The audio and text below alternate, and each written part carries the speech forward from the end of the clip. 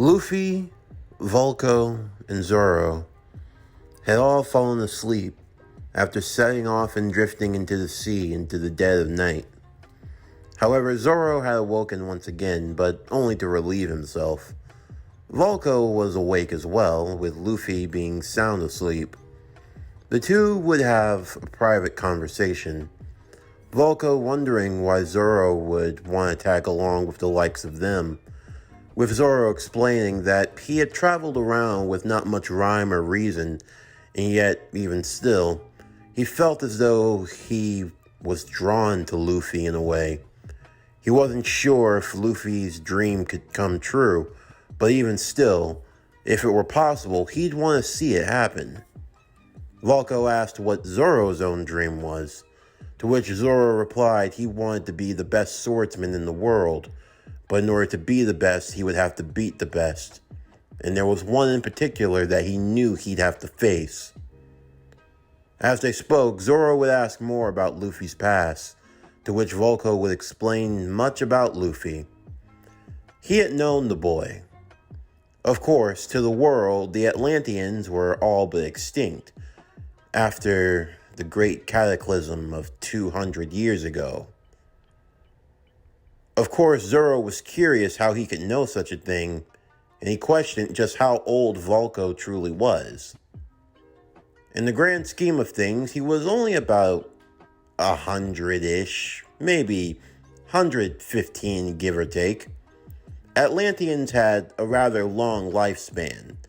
Not quite as long as some of the more older creatures of the world, but definitely longer than a human to say the least. Although for Vulko, he knew that he was in the twilight of his years more than anything else.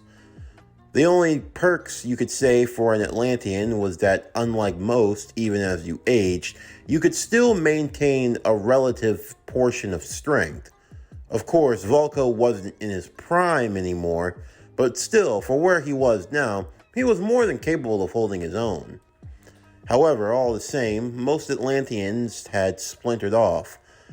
The few that survived, they went into hiding among the other four great seas, some even hiding in the Grand Line itself. Although, the chances that an Atlantean would run into another one in this day and age was rare to say the least. All the same, Vulko knew Luffy's mother, and when she passed, unfortunately, he knew that he would be the one tasked with taking care of her son, as his father, well, let's just say he was busy in the world. He would recall the time in Luffy's life, a time in particular. It was back on Fuchsia Village, when Luffy, in anger and protest to not being allowed to join up with red-haired Shanks and his crew, would run off on his own. By chance, a friend of his, who had eaten a devil fruit, had gotten stuck in the water, and as you know, eating a devil fruit takes away your ability to swim. Luffy dived in to save his friend, and Shanks followed soon after. It was at that moment that a sea beast had emerged. Shanks was preparing to fend off the sea beast, and it would have cost him his arm, if not for Luffy. Vulko recalls watching as Luffy, almost unconsciously, managed to tame and control the beast, fending it off and keeping it at bay. Seeing his great power and potential, Vulko knew that from that point forward, Luffy was destined to do great things. Although become king of the pirates, well, that wasn't necessarily what he had in mind for the young lord. But all the same, he knew that he was bound to follow Luffy. Wherever he went and whatever he chose to do in life, he made the promise that he would follow and support Luffy no matter what. So, if Luffy wanted to become king of the pirates, then he would be the one to assist him for as long as he possibly could. Zoro admired his determination and for his loyalty, and he hoped to do the same. Every captain needs a right-hand man. So wouldn't that be you? I'm more of a guide than a hand. I believe that position would best be filled by the likes of you, if you're up for it. Zoro would grin. I think I'm up for the challenge. The next day, after being in sea for a while and going through the rations, the group found themselves rather hungry. Of course, Luffy probably could have gone fishing, but seeing a large bird in the sky, he got greedy. Throwing his trident up in the air, Luffy would use the water to shoot himself into the sky, attempting to go after the bird, as they flew off into the distance, with Vulko and Zoro chasing after him. However, as the bird went flying over an island in particular, they would find themselves being shot down by unknown assailants. As Luffy landed, along with his trident, he would run into a girl who was running for her life. The girl introduced herself as Nami, and she had gotten on the wrong side of a bad group of pirates. They were known as the Buggy Crew. And why had she gotten on their bad side? Because she had stolen a map, a very important map. What kind of map is it? It's a map of the Grand Line, the girl would say, introducing herself as Nami. Did you say the Grand Line? Mm-hmm. Wait, you know how to read that? Yeah, I'm good at that type of stuff.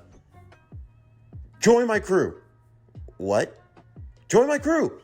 I'm going to the Grand Line also. You're going to the Grand Line? Yeah. It's kind of... Please join us. We don't have a navigator and we have no idea where we're going.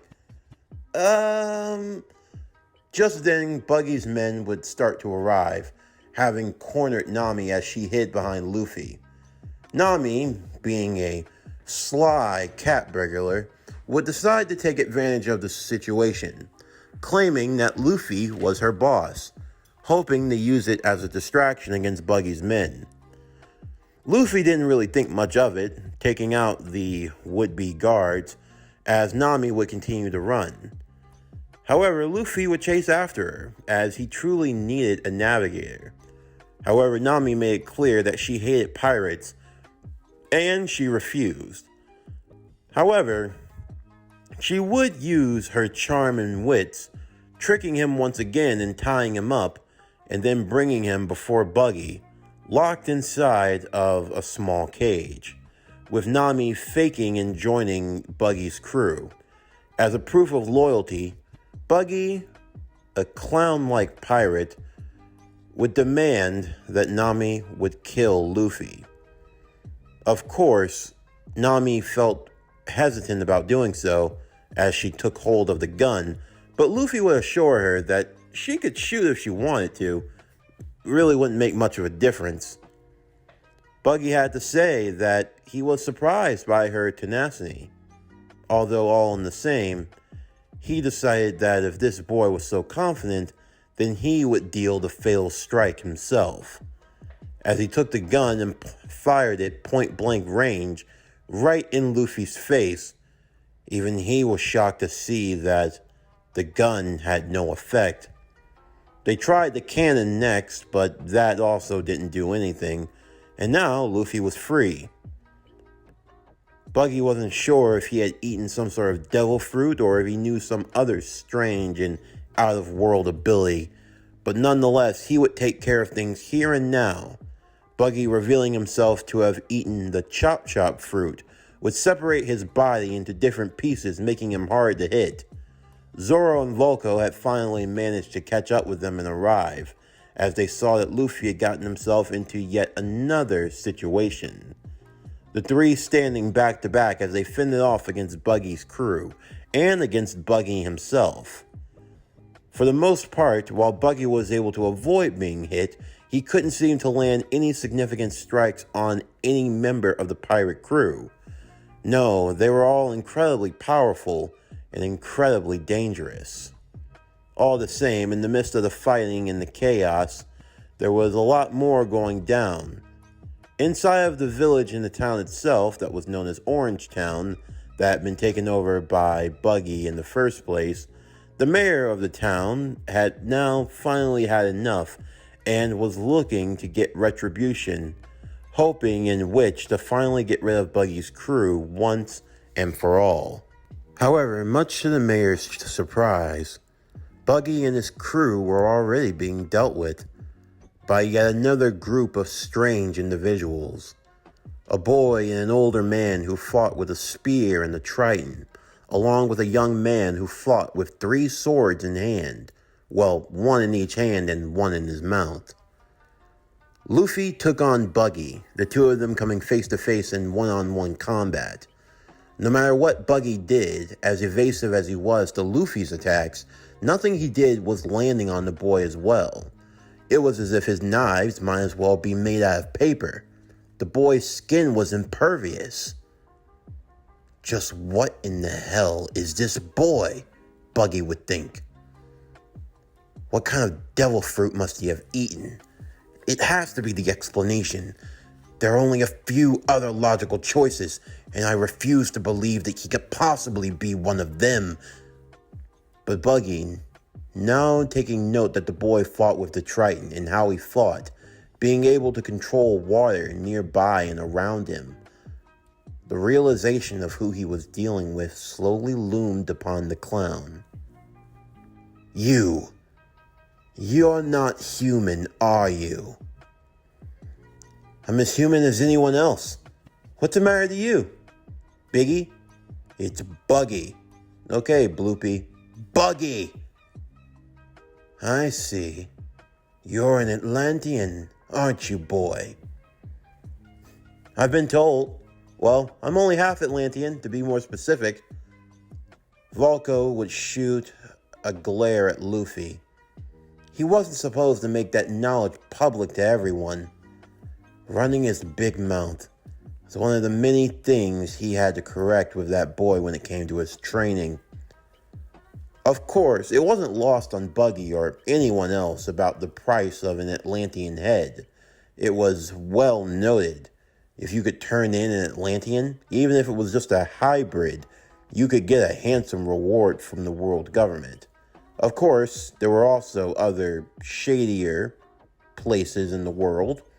Those that, well, weren't legal, you could call it the black market, would pay pretty heftily to get their hands on a specimen like an Atlantean boy, especially one that was young and in his prime. Of course, Buggy's ideal plan of capturing and selling him off to the highest bidder went about as well as you could have expected, as while using the Chop Chop fruit to his advantage, it also meant that it left his other body parts susceptible to be taken away. Nami proving this, as she had managed to steal Buggy's body parts, and Luffy sent Buggy flying with a massive water attack, with Buggy only having his hands, his head, and his feet. All of his other parts were all tied up and strewn together, left far away as Buggy the Clown was sent flying. Of course, while the mayor of the town was grateful to Luffy and his crew for their assistance, at the same time, you couldn't trade in one group of pirates for another. And, as unfair as it might seem, he and the other villagers had to kick Luffy and his crew off of the island, although internally they would have his thanks. Nami, unfortunately, getting roped up with the others, would all have to be kicked off at the same time, with now the whole gang having nowhere to go. Nami in particular. Of course, in the meantime, Nami did see a potential advantage to this. She needed a place to go. They obviously needed a navigator. Otherwise, they'd have no idea what they were doing, or better yet, they'd have no idea where they were going in the first place. Nami would decide that maybe they could start over. Buttering herself up, she would approach Luffy with a kind and warm smile, asking if that position of being navigator on their crew was still open. Of course, Luffy was more than willing to let her join. Volko wouldn't protest, although he and Zoro shared the same glance. They knew, obviously, that this girl was a fast talker, the kind of person that would use her mouth to get out of a situation as quick as anything else. And no, I don't mean in that way. Get your minds out of the gutter. But still, she was a fast talker, a con artist of the highest order. She was the type of girl that could say sweet nothings to anyone, as proven before. But she was a navigator and she knew what she was doing. So for now, they would accept her help, although they would be keeping a watchful eye. However, for Luffy, he just had a feeling. He wasn't quite sure of why or what it was, but there was just something about knowing people. He knew that he could trust her in the end. And as such, the crew had now become one person more.